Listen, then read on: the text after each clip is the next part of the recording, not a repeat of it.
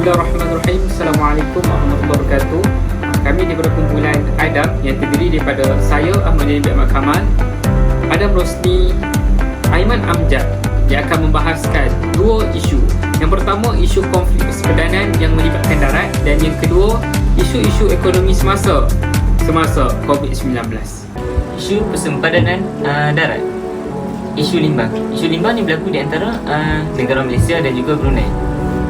Limbang ni merupakan daerah yang tanah subur dan merupakan kawasan tanah jajahan Brunei pada waktu tu. Jadinya, macam mana kisahnya Charles Brooke, iaitu Raja Sarawak, merampas Brunei ni daripada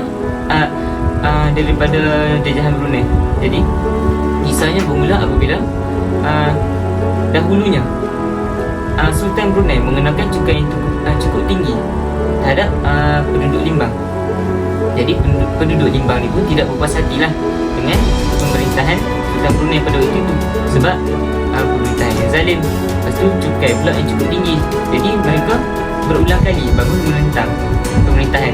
Tapi berulang-ulang kali pun tetap sikap pemerintah pada waktu itu tidak berubah. Jadi pada satu hari, Sultan Brunei menghantar satu wakil untuk memungut cukai untuk setiap kawasan. Jadinya limbang ni pun ada satu wakil untuk pemerintah Brunei hantar untuk memungut cukai. Jadinya mereka merancang untuk membunuh pemungut cukai itu. Jadi selepas mereka membunuh pemungut cukai itu, mana tidaknya Sultan Brunei mesti akan murka. Dan benda ni pun telah dijangka oleh penduduk limbang. Jadi sebelum Sultan Brunei menghantar tentera untuk menyerang kawasan limbang ni, penduduk limbang ni pun sudah menyiapkan berbagai persediaan untuk menyerang kembali setelah mereka diserang. Jadinya apabila tentera daripada Sultan Brunei ni menyerang, mereka berjaya memberikan saingan yang sangat sengit, dan mereka berjaya untuk menghalau ataupun mengusir tentera Brunei pada waktu itu. Dan ini mendatangkan kegembiraan kepada penduduk limbang pada waktu itu. Jadi yang menambahkan kegembiraan mereka lagi apabila Charles Brooke, yang merupakan Raja Sarawak pada waktu itu, masuk campur dalam urusan mereka ni. Charles Brooke ni menghantar 300 orang tenteranya untuk membantu penduduk limbang yang memberontak ni. Jadi lagi gembiralah penduduk limbang ni. Mereka terus memberontak, menyerang kawasan-kawasan yang berdekatan. Kawasan-kawasan berdekatan tu, dan pada akhirnya Charles Brooke sendiri yang mengisytiharkan limbang tu jatuh ke tangan Sarawak sendiri. Tapi pengisytiharan ni Sultan Brunei tak tahu pun. Jadi bila Sultan Brunei tahu, dia pun murka. Jadi dia buat tuntutan untuk mendapatkan limbang kembali, tapi tak berjaya. Bukannya tak berjaya, tapi dia juga dipaksa untuk memberikan limbang tu kepada Charles Brooke sahaja. Jadi itu merupakan antara permasalahan sepadan yang berlaku di antara Malaysia dan juga Brunei.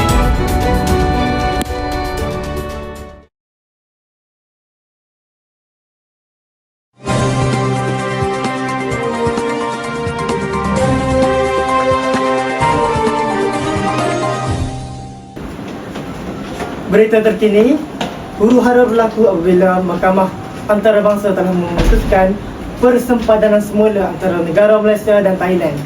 Terdapat beberapa mangsa yang terjejas akibat daripada persempadanan semula tersebut. Kita bersama dengan wartawan kita di lokasi kejadian. Jadi bismillahirrahmanirrahim. Assalamualaikum warahmatullahi wabarakatuh. Jadi bersama saya Ahmad Bin Ahmad Kamal, berlintas langsung daripada Sungai Golok, Negeri Kelantan. Di pada hari ini kita akan membincangkan isu Sungai Golok Malaysia pada hari ini. Jadi bersama saya Peguam Manuk Bis dalam memberi penjelasan lanjut tentang Sungai Golok. Assalamualaikum warahmatullahi wabarakatuh. Saya Manuk Bis PIN 2, Peguam bagi negara Malaysia.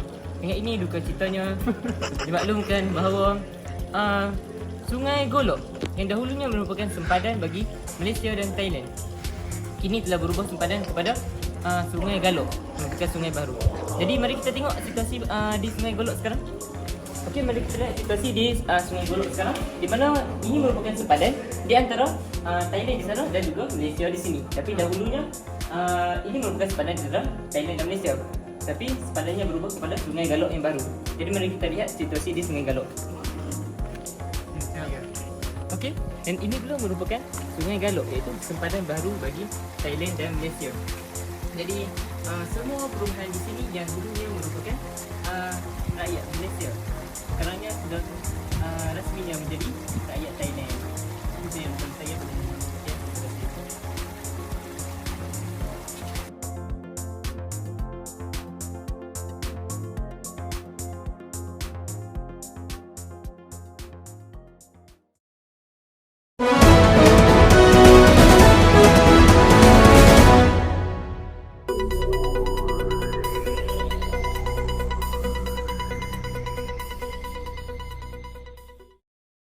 Jadi bersama saya Khos Ilman, wartawan daripada Adam Studio.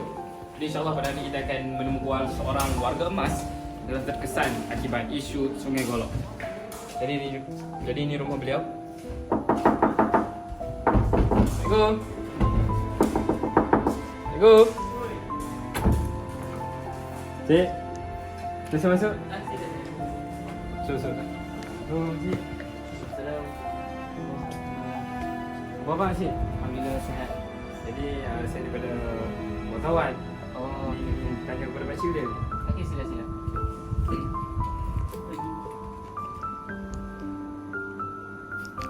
Jadi Pakcik, apakah yang boleh Pakcik komen tentang isu Sungai Golok pada hari ini? Okey, apa yang boleh saya katakan, kami penduduk berdekatan dengan Sungai Golok ni berasa sedikit sedih lah, sebab kami dah lama menjadi rakyat Malaysia, dah selesa juga menjadi rakyat Malaysia, tapi terpaksa untuk memindahkan diri kami dan keluarga menjadi secara rasminya menjadi warga negara Thailand. Dan kami juga diberi masa selama kurang daripada 24 jam untuk belajar bahasa Thailand dan juga membiasakan diri dengan penggunaan bahasa mereka. Jadi Pakcik boleh cakap bahasa Thailand lah sekarang. Alhamdulillah boleh sikit-sikit. Boleh Pakcik cuba? أعيش هنا منذ حوالي 50 عاما وأشعر بالقليل من الأثر لأن بعد ذلك أصبح مواطنا ماليزيا إن شاء الله. أعتاد أن أكون جزءا من الشعب التايلاندي رغم أن قلبي في ماليزيا. الحمد لله. Alhamdulillah, saya rasa setakat itu saja. Terima kasih Pakcik atas perkongsian bersama berita kita pada hari ini. Okay, terima kasih Pakcik. Okay, tak apa. Jadi sekian sahaja daripada saya Ahmad David Mat Kamal yang bersiaran langsung daripada Sungai Golok. Jadi saya berikan kepada saudara Adam kembali. Terima kasih. Okay, terima kasih saudara Daniel di lokasi kejadian. Dengan berakhirnya liputan itu tadi, maka berakhirlah buletin kita pada hari ini. Teruskan menonton Adam Studio di laman Sesawang, Facebook dan Instagram, di telefon bimbit anda. Pastikan hidupkan notification telefon anda. Jangan terlepas apa-apa berita daripada kami. Sekian, wabillahi taufiq wal hidayah. Assalamualaikum warahmatullahi taala wabarakatuh.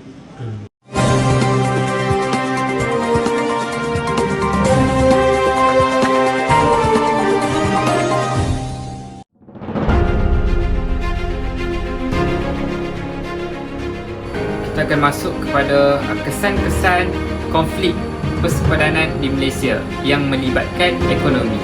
Jadi jika kita lihat apabila berlakunya konflik persempadanan di antara negara-negara besar seperti negara Malaysia dan Thailand, ia akan mengurangkan ataupun melemahkan kita punya ekonomi. Sebenarnya terjadinya ekspor dan import akan terjejas. Kita nak mengekspor barang kita nak mengimport barang kita pun susah, dan orang nak mengimport masuk ke dalam negara pun menjadi susah. Itu yang pertama. Yang kedua ialah banyak pelaburan yang akan lari. Banyak pelabur-pelabur di dalam Malaysia akan lari akibat berlakunya konflik dengan negara luar. Itu akan menjejaskan ekonomi kita.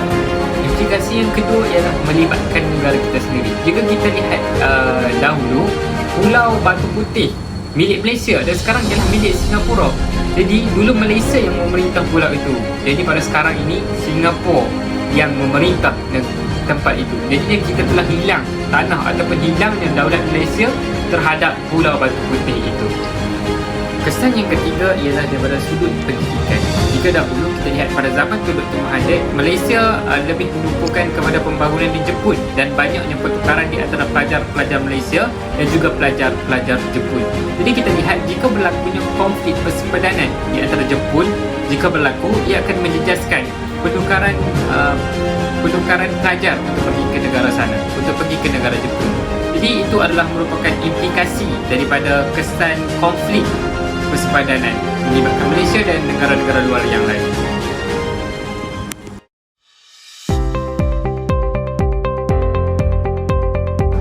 Baiklah, seterusnya kita akan membincangkan isu yang kedua, iaitu implikasi COVID-19 terhadap ekonomi negara kita.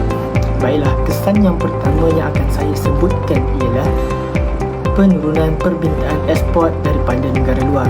Hal ini kerana banyak negara yang menutup pintu perdagangan mereka kerana takut dijangkiti wabak COVID-19 di negara mereka. Akhir sekali, selain daripada ekspor, Malaysia juga terjejas dari segi domestik, iaitu apabila pengguna-pengguna tempatan tidak membeli barang-barang yang bersifat kemahuan. Mereka hanya membeli barang-barang yang bersifat asasi, seperti beras, roti, ayam, lauk pauk dan sebagainya. Mereka tidak membeli barang-barang yang tidak penting dalam hidup mereka. Oleh itu, terdapat banyak kedai yang terpaksa tutup, lingkup akibat daripada perkara ini. Sekian, terima kasih.